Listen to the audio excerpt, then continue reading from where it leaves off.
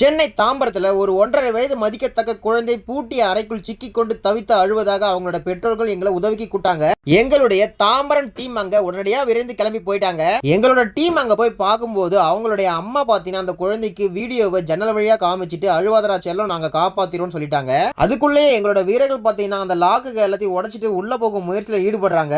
அவங்க அம்மாவும் எங்களோட வீரர்களும் அந்த குழந்தை கிட்ட ஜன்னல் வழியா பேச்சு கொடுத்துட்டே இருக்காங்க. எங்களோட வீரர்களும் பார்த்தீங்கன்னா அங்கிள் உடனடியாக வந்துருவாங்கப்பா, ஜன்னலை உடைச்சிட்டு இருக்காங்க, அழுவதரா செல்லம் காப்பாத்திரான்னு சொல்லியிருக்காரு. எங்க கிட்ட உள்ள ஹைட்ராலிக் இயந்திரங்கள் மூலமா ஒவ்வொரு லாக்கா உடைக்க ஸ்டார்ட் பண்றாங்க. அதுக்குள்ள பாத்தீங்கன்னா 3 to 4 லாக் போட்டு வச்சிருக்காங்க. இந்த மாதிரி வீடுகளை தயவு செஞ்சு அதிகமா லாக்குகளை போடாதீங்க. எங்களோட வீரர்கள் பாத்தீங்கன்னா அந்த குழந்தைகிட்டையும் 2 பேர் பேச்சு கொடுத்துட்டு உள்ள ஒரு 3 பேர் சேர்ந்து அந்த கதவை உடைக்க ட்ரை பண்றாங்க. அந்த பூட்டு ரொம்பவே ஸ்ட்ராங்கா இருந்துச்சு. அவங்க அம்மா தான் பதில இப்படி அப்படி ஓடிட்டே இருந்தாங்க. கதவை ஃபுல்லா உடைச்சிடாம நேக்கா பாத்தீங்கன்னா அந்த 2 to 3 லாக்கையும் அழகா உடைச்சிட்டு கதவை திறந்து நம்ம வீர போயிட்டு குழந்தைய தூக்கிட்டு வந்து அவங்க அம்மா கிட்ட கொடுத்துட்டாருங்க. அந்த ஃபேமிலியும் அங்க பக்கத்துல இருந்தவங்க எல்லாருமே கும்பலா வந்து நம்ம வீரர்கிட்ட எப்படியோ காப்பாத்திட்டீங்க, ரொம்பவே நன்றிங்கன்னு சொன்னாங்க. எங்களோட வீரர் பார்த்தீங்கன்னா அந்த கதவை தொட்டு பார்த்துட்டு அந்த லாக்கை பார்த்தீங்கன்னா கொஞ்சம் சிம்பிளா குழந்தைங்களுக்கு எட்டாத அளவு வச்சு வைங்க, அதிகமாக வச்சு அந்த மாதிரி வைங்க சொல்லிட்டாங்க. எங்களோட வீரர்களுக்கு நீங்க 2 கமெண்ட் பண்ணுங்க.